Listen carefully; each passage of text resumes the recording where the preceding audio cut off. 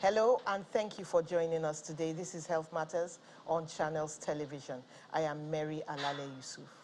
All over the world, there were more than 256 million confirmed cases of COVID-19. By Friday, November 19th, the death toll was over 5.1 million.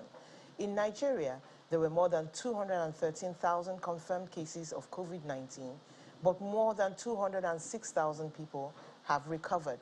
Globally, over 7.3 billion COVID-19 vaccines have been administered, while in Nigeria, over 5.9 million have got a first shot, and more than 3.3 million are fully vaccinated. On to the topic of today.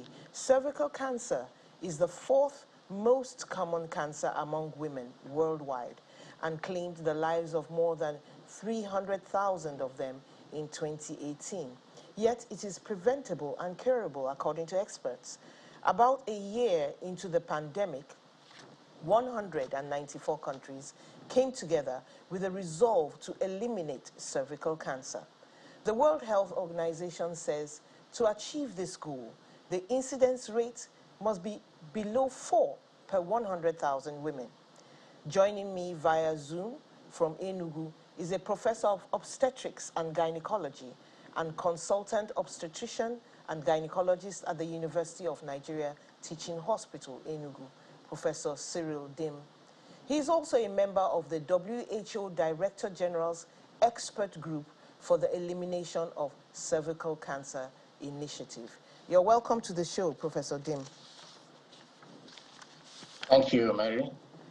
Let me start by asking you, well, we know, most of us know that there's this HPV, human papilloma virus, that causes most cervical cancers.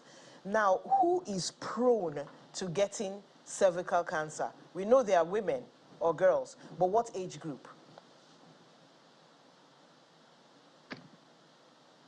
Yeah, thank you for the question.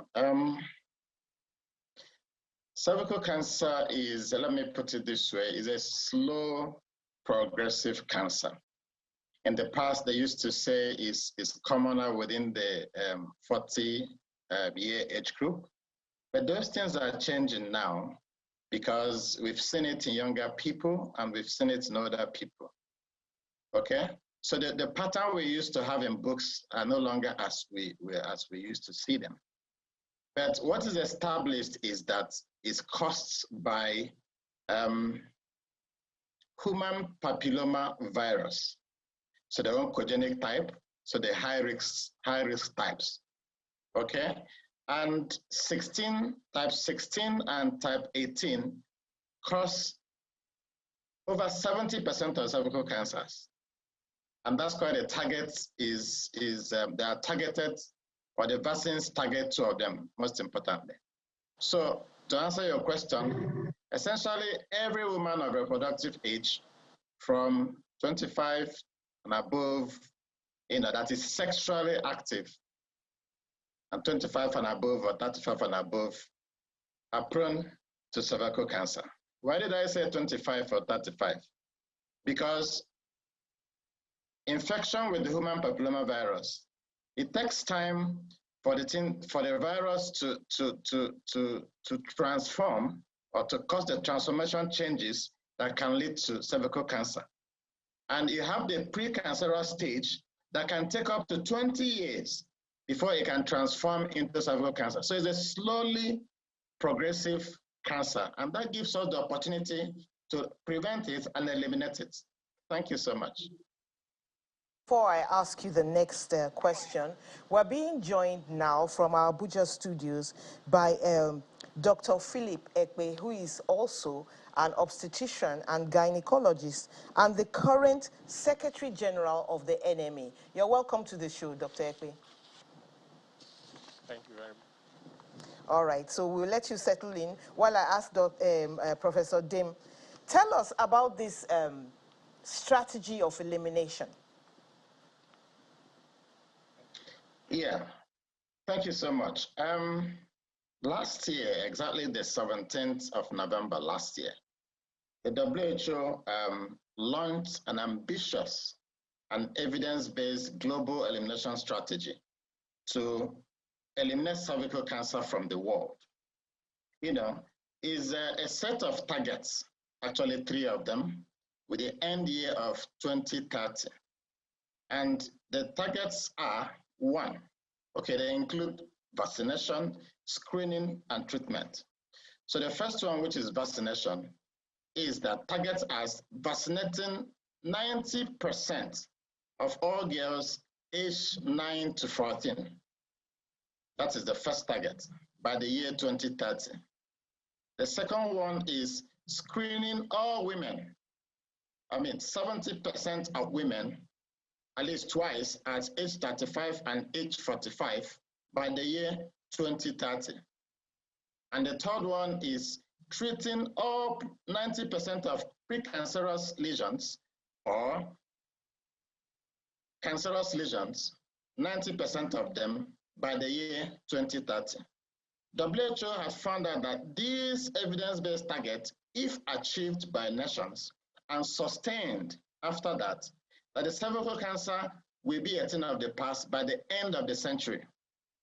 Now, the issue is with countries, developing countries like Nigeria, it may not be very realistic to take all the targets at the same time.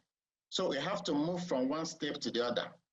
So the most important aspect of this target is vaccination, okay, which Nigeria, Africa can achieve. WHO said every nation that has the political will and prioritize its intervention can achieve this.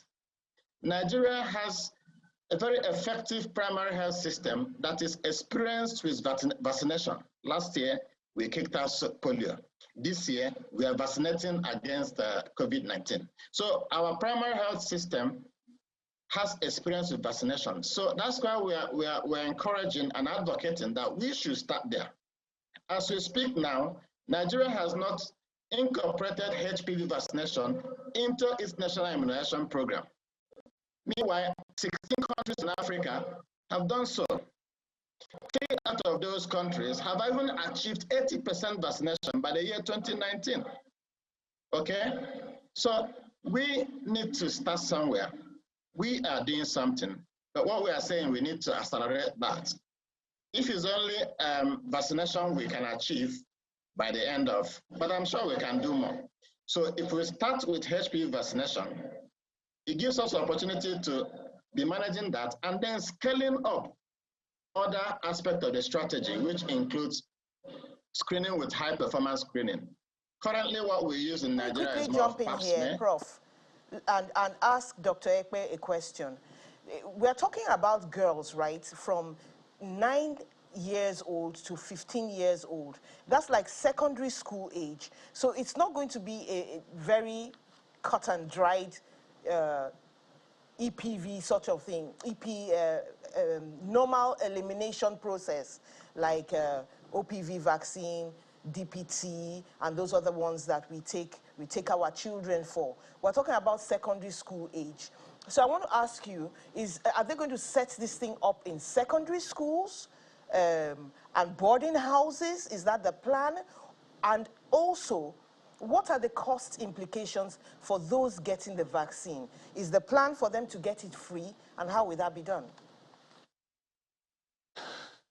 Thank you very much for that important question. Just like Professor Dim mentioned, that the target is for the age 9 to 14 years. Unfortunately, like you mentioned, yeah, that is school age, but not all of them are in secondary school or in primary school. I mean, you are aware too that quite a number of Nigerian girls, are also not in school, particularly due to culture, tradition, and lack of fund and lack of development. So we are going to go beyond schools, but that is a good place to start. But the problem is not about giving the vaccine at the schools, but the problem is availability and cost. Because Nigeria is a low resource setting and underdeveloped country where the economy is poor, the vaccine is not as cheap, so there's need for subsidization of the cost, or if not, be given free. Just like that doing with the national program on immunization, where most of the vaccines are given free. We think that it is very, very important that this vaccines should be incorporated into national program immunization so that our girls can benefit and so that there's reduction in maternal mortality and the morbidity associated with it, because quite a lot of women die from cancer of the cervix in this part of the world. So what we are looking at is the possibility of government having a good political will to take it up and give it freely to all the Nigerian girls between the age of 9 and 14, as Prof has mentioned. And those are part of the reason why we are in this program, to advocate and to appeal to government to do the needful, because too many Nigerians have died. You know, the life that is lost from between the age of 25 to 45 is about 2.7 million life years, and about 2.3 is being accounted for by the resource poor settings like Nigeria. So you see, majority of the deaths are occurring. It's only about 0.3 million, that is 300,000, that die in the Western world or in the developed world who have given the vaccines above 90%.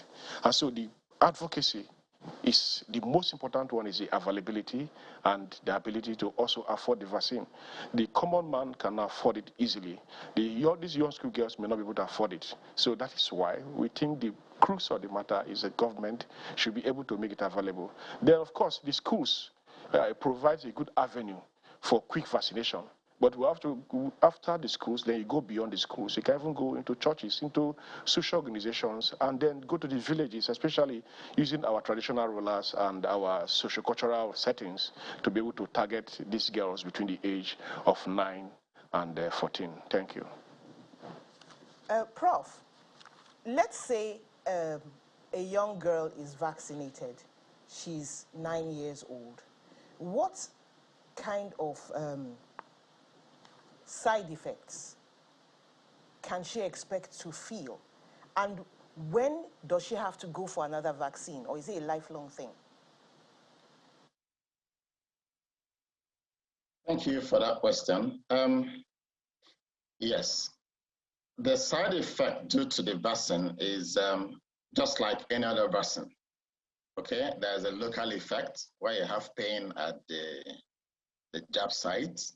Then you could have some level of fever and some mild systemic illnesses. When the vaccine was introduced many years ago, there were media reports associating deaths to that, which made some people to run away. Recently, some other countries have started imbibing vaccination. I think it's Japan who banned it, but they've started again. So the side effects are ones associated with routine vaccination, Then it's usually taken 2 doses, 6 months apart, okay? And there are various types. The truth is, there is currently what we call vaccine inequity. Inequity in the sense that the developed world that have the money seem to buy up the vaccines, okay? Currently, some countries, I think is America, is even vaccinating their boys free, because boys are known, they said, to be reservoir for the HPV vaccination. So, most of the vaccines we use in this part of the world for national immunization program are donor agency donated. We depend on them for much of the vaccines. So because developing countries do not have the money to compete for this vaccine, and the developed world now know they've been screening routinely, they know this vaccination works, they're buying it up. So there's this inequity that exists, making it difficult for countries like ours to get adequate vaccine, okay? But I believe that the policymakers involved are making appropriate linkages to break this inequity. And WHO is equally concerned, and every effort is being made to break it. But we need to take this step first. Let us incorporate it, say it's going to be part of our national immunization program. Okay? Then we encourage those who have the money to start buying and using, while the government, breaks the inequity, makes it free, That will improve the awareness. Currently, many people don't know about it. it. Prof, so this inequity thing is coming up again. We'll talk about it in a short while, but let's go on to break. We're going on a very short break now. Join us again after.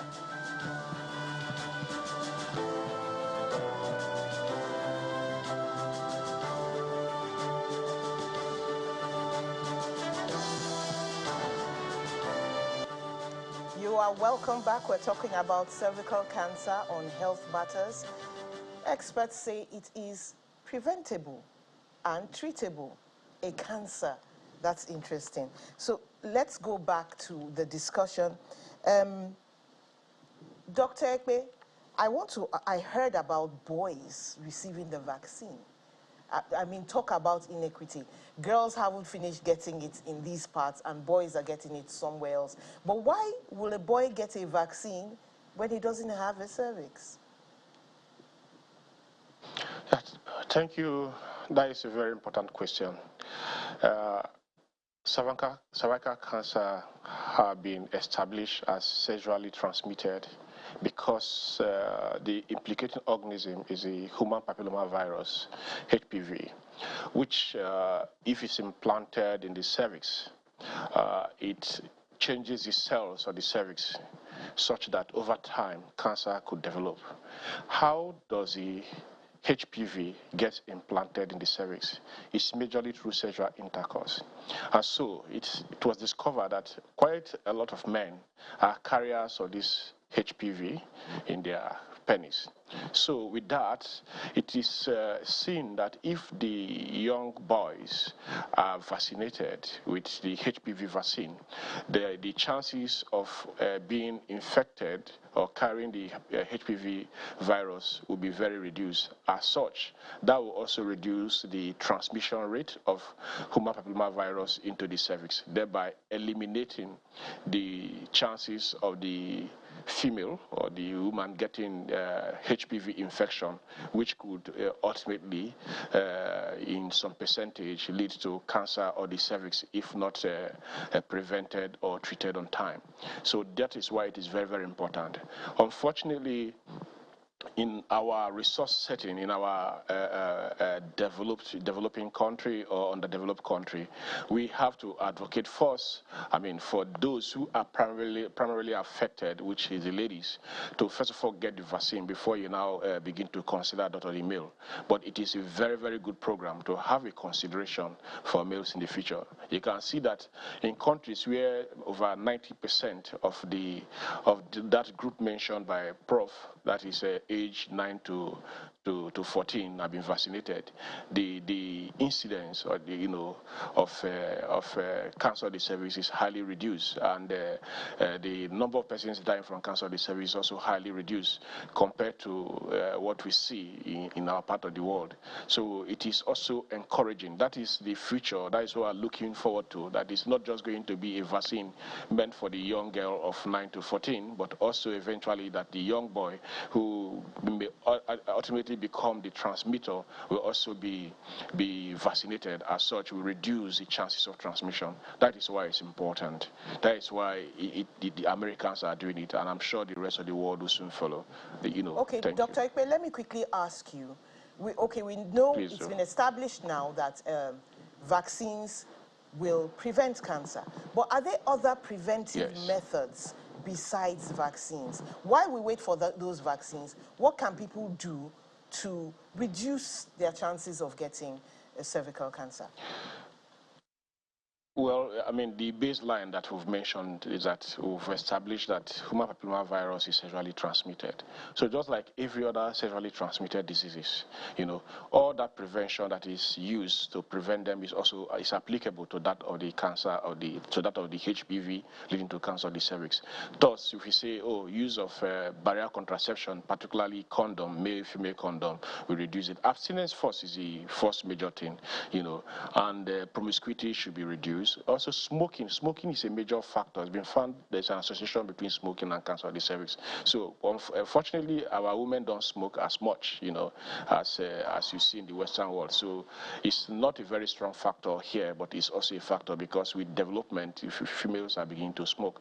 But every other factor that will prevent sexually transmitted infection will also be applied to that of transmission of the cervix. Monogamy, to some extent, will also prevent transmission of sexual infection, and so that also apply. That is why you see that the rate of cancer of the cervix is very reduced in norms, in quote, so those are the things to look at. Prevention of sexually transmitted disease also applies to prevention of HPV, prevention of cancer of the cervix. Just what we do is what they do. Promiscuity, serial partnership, polygamy, and how will I put it? Sex workers and the rest of them. If all these are reduced, with the reduction in smoking, this should be able to reduce the infection rate. However, the other preventive rate, apart from vaccine, are the other ones in terms of screening, which have been existing before the vaccine came up. There are various types of screening.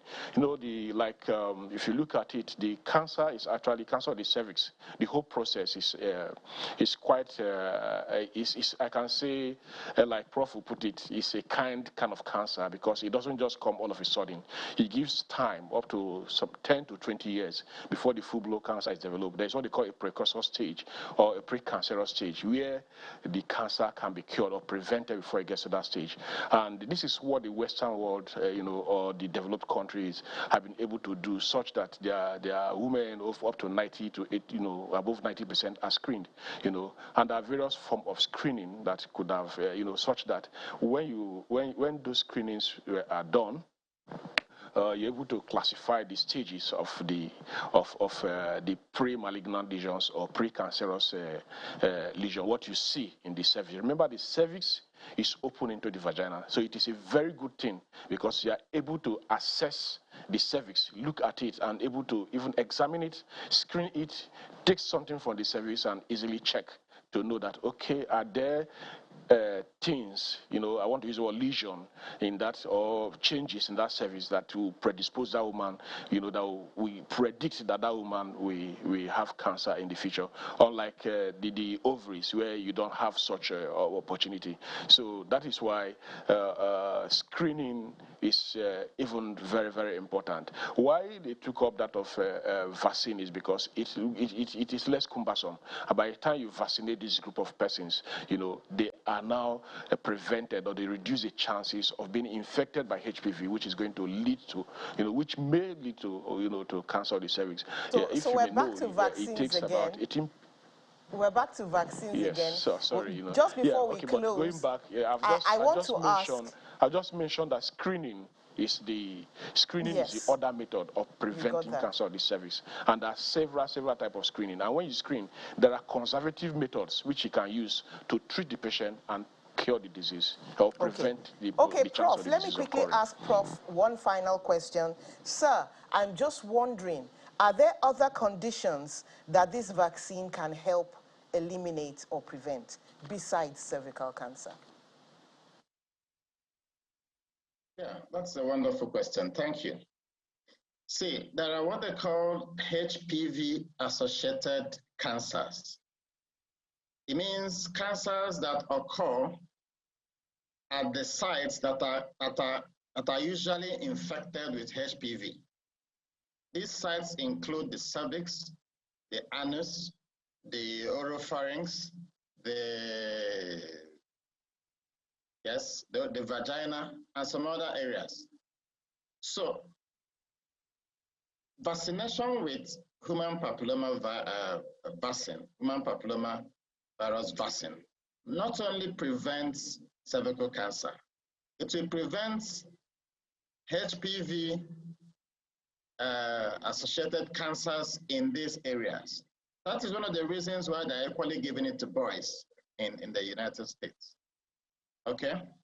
Some of these vaccines equally contain other aspects of human papilloma virus that prevents warts, these warts that occur in the skin. So it's a win-win approach. in the sense that while we are targeting women, if you give a woman or a girl the vaccine, you're not only preventing cervical cancer, you're preventing cancer.